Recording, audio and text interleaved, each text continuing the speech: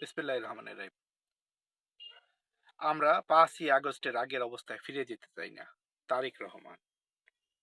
আমরাও বিএনপির চেয়ারম্যান জনাব তারেক রহমানের সাথে একাত্মতা ঘোষণা করে বলছি, আমরাও ৫ই আগস্টের আগের অবস্থায় ফিরে যেতে চাই না।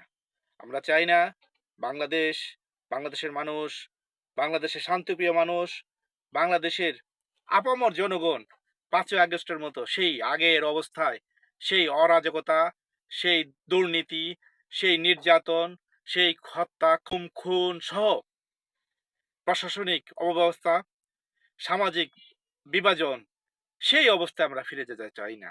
আমরা চাই একটি সুস্থ, একটি সুন্দর, একটি সুখী ও সমৃদ্ধশালী বাংলাদেশ। বাংলাদেশের জনগণ, তাদের মাঝে কোনো বিভাজন থাকবে না, তাদের মাঝে কোনো শত্রুতা থাকবে না, কোনো হিংসা থাকবে না। রাজনীতিতে একে অপরের প্রতিদ্বন্দ্বিতা থাকবে, কিন্তু কোনো হিংসাত্মক থাকবে না। বিএনপি চেয়ারম্যান জনাব তারেক রহমান বলেছেন, আমাদের সমস্যা ছিল, সমস্যা আছে, কিন্তু আমরা ৫ই আগস্টের আগে ফিরে যেতে চাই না।